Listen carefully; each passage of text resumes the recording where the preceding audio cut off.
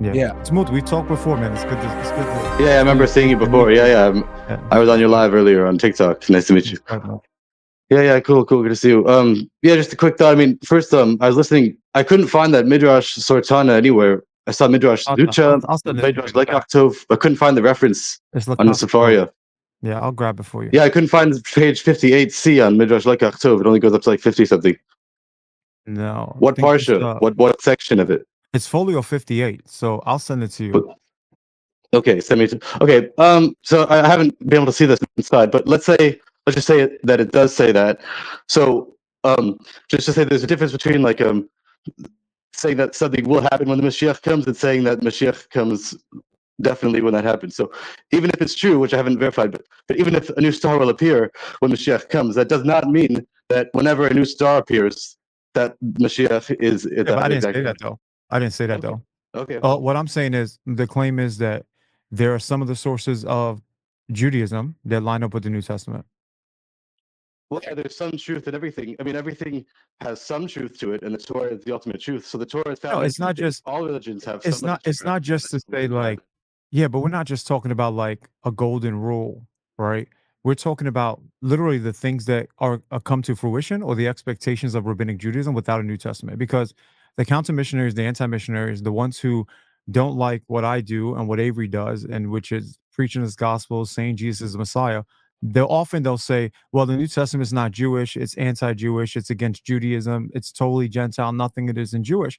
And this stream is basically to show that many of the sources of rabbinic Judaism often do echo the same things that are found in the New Testament.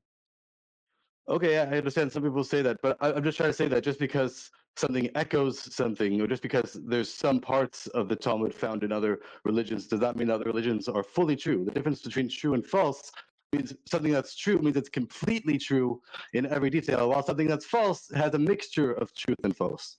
Yeah, but this stream isn't about proving these things. It's proving that rabbinic Judaism lines up with the New Testament and some of its points. And so I think you would say, okay, that's probably true.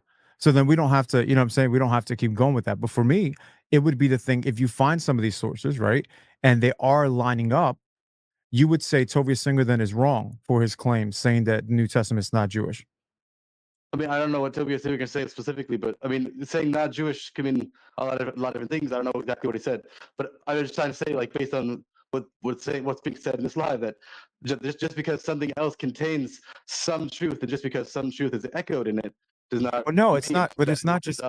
No, it's not just some truths. It's about the literal expectation of the Messiah to come, and the rabbis reading the Tanakh, reading the Hebrew Bible without a New Testament, come away with the same ideas that the New Testament writers do. Similar ideas. I mean, not all the same. It's the same ideas. I'll show you. Same conclusion. Watch. Let me show you. Let me show you some. Okay. We can look at sources. Let's look at the sources. Okay. Let's look at the sources and we'll see. Okay. So here you go. If you can put my screen up. Okay. So look, Isaiah 49:6, it says, he says it's too small a thing that you should be my servant to raise up the tribes of Jacob and to restore the preserved ones of Israel. I will also make you a light to the nations so that my salvation may reach to the ends of the earth. So here we go. Salvation is going to go to the ends of the earth, right? That means the nations are going to get it. Look. Yes. So look, Paul and Barnabas. This isn't, no, this up here is in Isaiah 49. That's Isaiah. That's one of the second one. Yeah. Now we're going to look at look at the New Testament fulfillment. Okay. Okay. So it says, I don't want to see it. But yeah, no, come on. Really? Really? I mean, you can read whatever you want, but we don't accept Acts as a legitimate source. Okay, but I'm going to listen on for a second. It's okay. Listen. Okay. It's all right. I'm very comfortable. It's okay. Yeah. We're even. We're good. All right. This is good. Okay. I'm saying I just don't want to read other religions because I'm just saying we don't accept these sources. So it doesn't make no problem. Yes, no, it doesn't make a difference what it says. Okay. So hold on for a second. I'm going to take you to learn other religions. Atzmut. If you want to close your eyes, fine. Do what you got to do. Just hear me out. Okay. Okay. Listen. Hear me out. If you want to close your eyes, that's fine. Do your thing. All right. But hear what I'm saying, right? Okay. It was necessary that the word of God be spoken to you first, since you repudiate it and judge yourselves unworthy of eternal life. Behold, they're going to the Gentiles. And then they say, for the Lord has commanded us, I've placed you as a light for the Gentiles, that you may bring salvation to the ends of the earth, right? When the Gentiles heard this, they began rejoicing and glorifying the word of the Lord. And as many had been appointed to eternal life belief. So here, the expectation that the Messiah is going to be a light to the nations. Here we have in the New Testament, the Messiah is a light to the nations.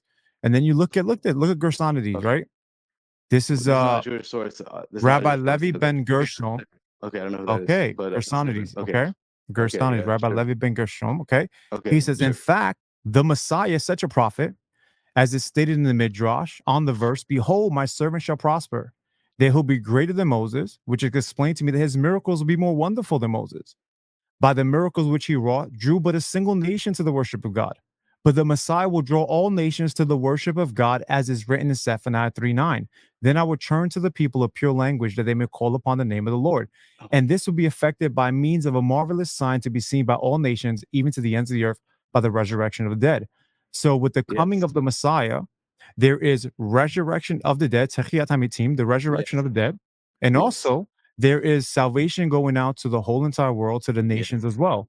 That's So true. when Yeshua came, the Messiah, salvation went to the ends of the world, and many Gentiles, let me finish my statement. Many Okay, Gentiles all over the finish. world worship the God of Israel because of what Yeshua Jesus did.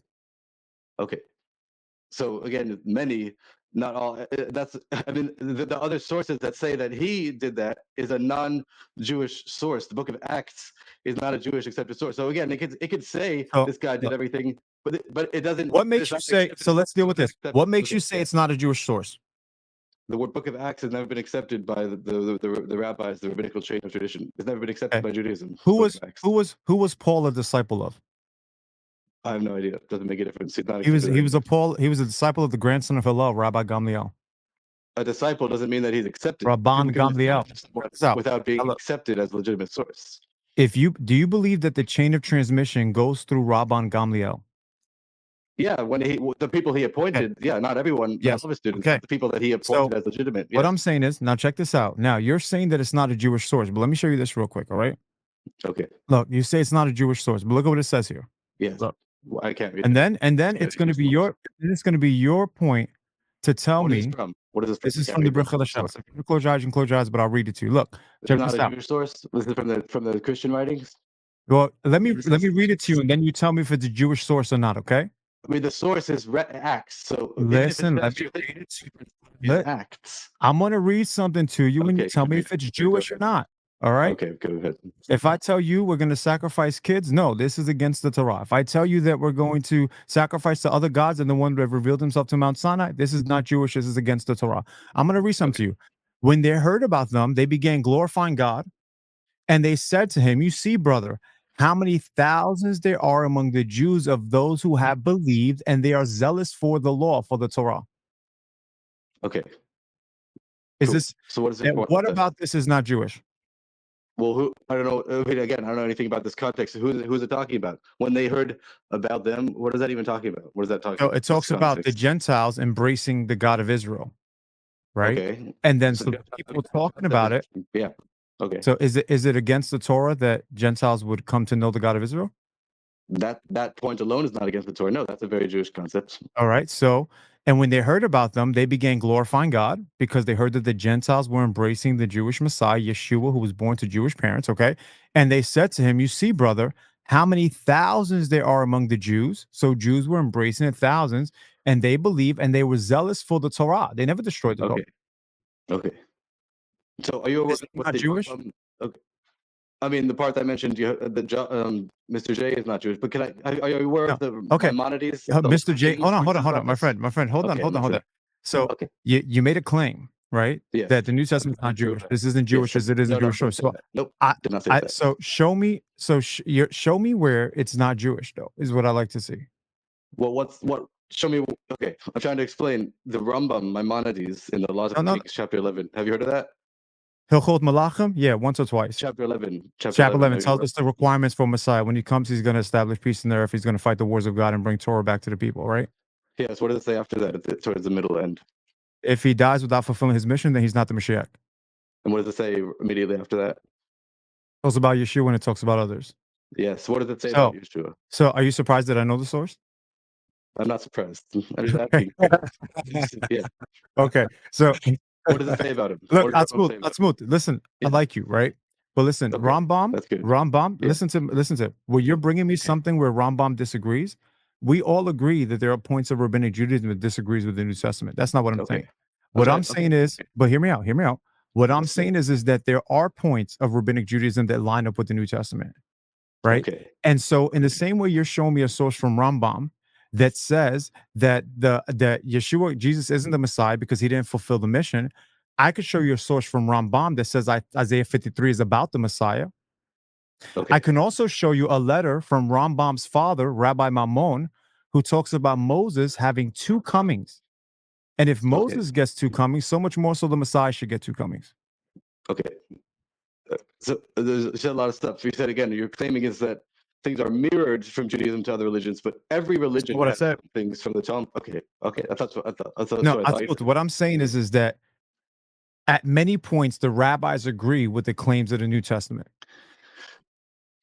If you agree with that, we don't have anything else to talk about. Maybe this quote unquote New Testament, they were written based on what the rabbis were saying about the Messiah at the time, because these traditions from the Talmud go back to Moses. So they were known by all the people at the time. Why do Maybe you these say other guys made up stuff to line why up do you with the say Talmud. why do you say New Testament? I feel like you put air quotes around it like I'm making some up.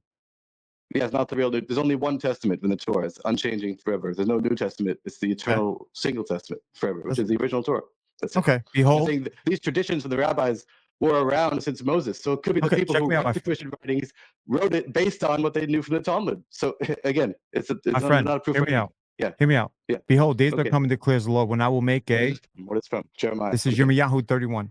Jeremiah 31. That's the Jewish source. That alone is a Jewish source. What tribe was Jeremiah from? I'm just playing. All right, so Jeremiah 31. Behold, days are coming, declares the Lord, when I will make a new covenant with the house of Israel and the house of Judah, right?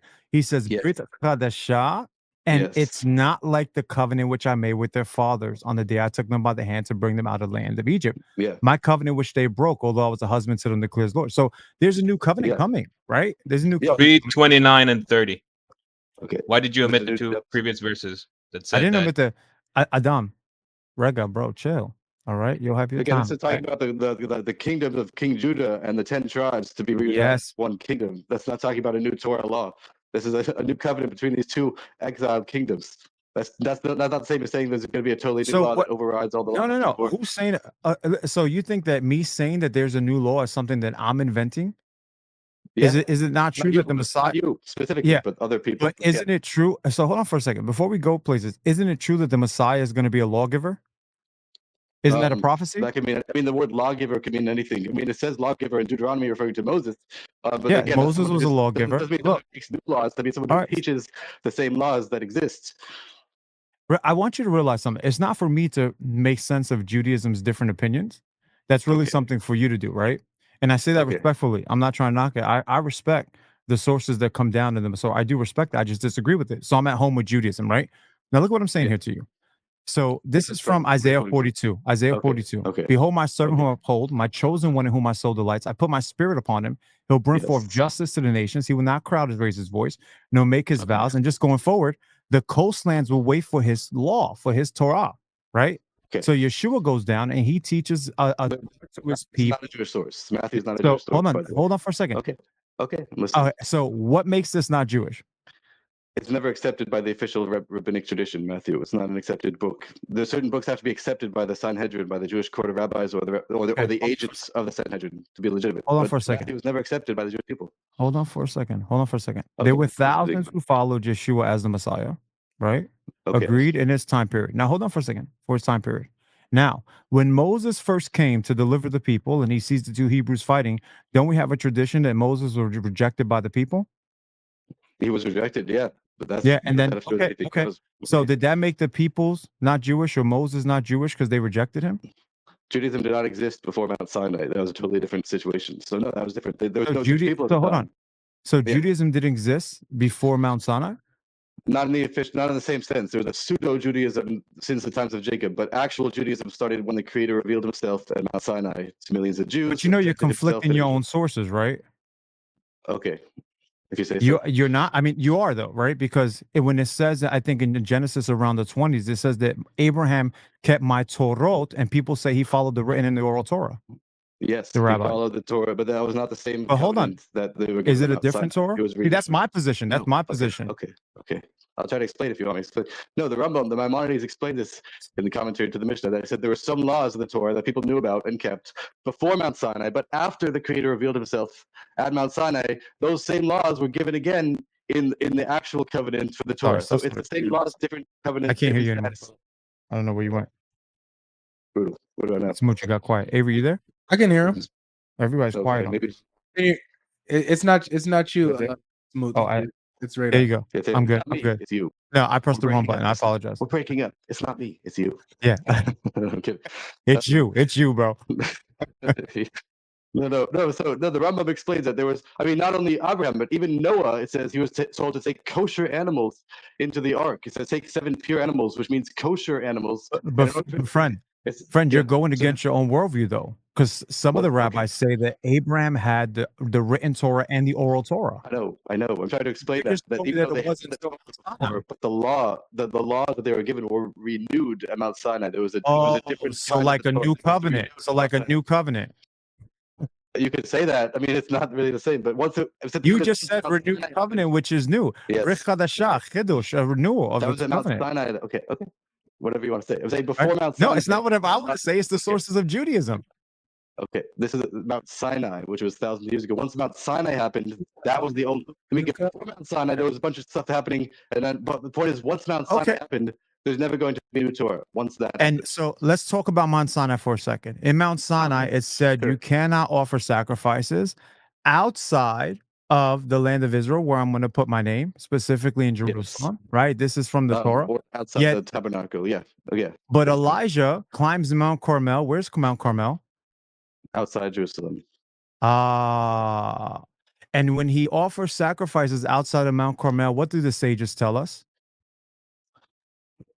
They say a lot of things. The Rambam explains that since you like Rambam a lot, he could make a one-time exception to the law without abolishing the law completely. This is what the Maimonides explains in the laws of the foundations of the Torah. That a prophet can never nullify a law completely, but if there's an emergency situation, a prophet can, for one time, an emergency situation, nullify a law. It's called a horas shah, instruction for the moment. It says this is similar to a doctor who cuts off a limb of a person to save the whole body. Obviously, a doctor does not want to go cut off limbs, but it's like if someone wants to save the whole body, then they have to break one law one time. And it says only a prophet can decide one time to break a law one time for a specific reason. This is the Maimonides laws of foundations of the Torah. So that's what they explain. And the commentators, Chazal, which means the sages of blessed memory, they also go on to tell us that it was the holiness of Elijah, who is the Gilgul of Pinchas, that allowed him to suspend the commandment temporarily because of his holiness. Okay, what's the source for that?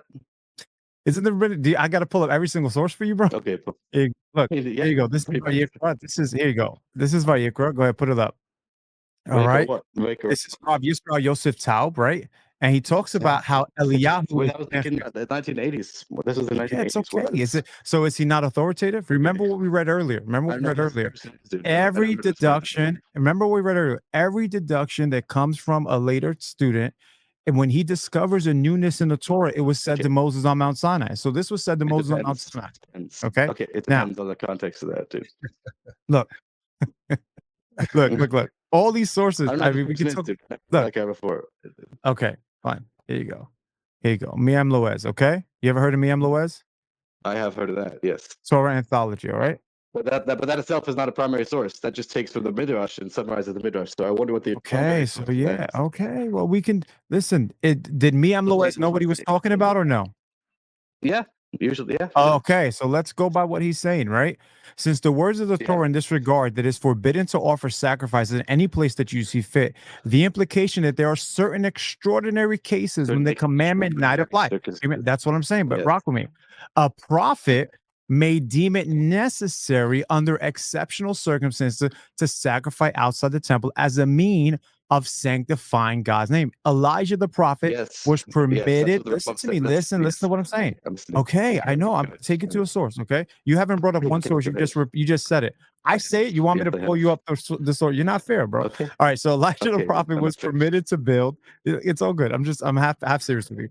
Elijah the prophet was permitted to build an altar on Mount Carmel in order to publicly disprove and discredit the prophets of the idol Baal. Who's going to be greater, Elijah or the Messiah? Probably the Messiah. But let me just answer that. That's because Elijah. The Rambam is okay. Can I say something? Let me finish this point, and then you've got it, and then you can finish up, and then we'll go to the next person. Right, let me finish this point, okay? Since Elijah is greater than. Is not greater than the Messiah, and the Messiah is greater than Elijah. If Elijah could suspend commandments for a temporary period, so too the Messiah could do it to an even greater degree because the Messiah is greater than all the prophets. So therefore, when we're in a new covenant, the Torah has gone through a change and adaptation. Well, You first got, you of got all, the last, you got the last few phrases. Then we'll go to the next person. I appreciate you coming up, man. this that you just quoted is saying the exact same thing that the Rambam says in the Laws of Prophets, which says that a prophet cannot nullify a law completely, but only in certain, as I said, extraordinary circumstances. If there's a need for the entire Jewish people, can a prophet temporarily nullify a law? But a prophet can never nullify a law completely. And the argument used with 40 argument saying, "Oh, the Messiah is going to be greater, so he can nullify the law greater." But that logic doesn't work because you can only say the same thing. But no, there's no implication that any law of the Torah will ever be changed. So if any prophet comes along and says the law is changed, we know that they're a false prophet. If you're going by the laws of the rabbis, all the rabbis say Mr. J was not a prophet, not accepted. Maimonides, especially Laws of Kings, chapter 11, and the laws of foundation of the Torah says a prophet will never nullify a law. And if he does, we know for a fact that he's a false prophet. So was Elijah a false prophet? Was Elijah a false prophet? Nope. He was not a false prophet because Did he nullify law? Go against any laws of the Torah. So nope, that was part of the law. He did not nullify law. The Torah itself tells us that they could do that. So that he was keeping the law in that the sense. Torah said that But he no, could offer he never sacrifices nullified outside law. Jerusalem. Yeah, that's what you just read from that source. This is a Talmudic Oh, explanation. okay. So this was this given to Moses on Mount Sinai? Was this given to Moses on Mount Sinai? Rambam's words were given to Moses on Mount Sinai? Yes. So why isn't Pesikta Surtata given to Moses on Mount Sinai? Because Yerushalmi tells us it was spoken to. I never said it wasn't. Did I say it Okay, wasn't? so now we're back to the beginning. We're back to the beginning. You're saying, let me finish. I got the last word. You got the last word. So the last thing we're going to finish up with is that you did agree that Rambam was given to Moses on Mount Sinai. So therefore, you agreed that it is probable that the star that was to come was be spoken by the rabbi, was probably spoken on Mount Sinai. Yeah, but so check this out. All right, according to Jerusalem Talmud, it says that even the Agadah was spoken to Moses on Mount Sinai. Yerushalmi, okay, Yerushalmi Peah. Okay, so it says that these were spoken to Moses on Mount Sinai. The Pesikta Surtata is a midrash, therefore was spoken to Moses on Mount Sinai. Hold on for a second. It's okay. Okay. You think? Okay. So hold on for a second, okay? Okay. Just because you can't find it doesn't mean it exists. Isn't it true? Isn't it true according to the rabbi? Okay, isn't it true that the rabbis often forget the Torah?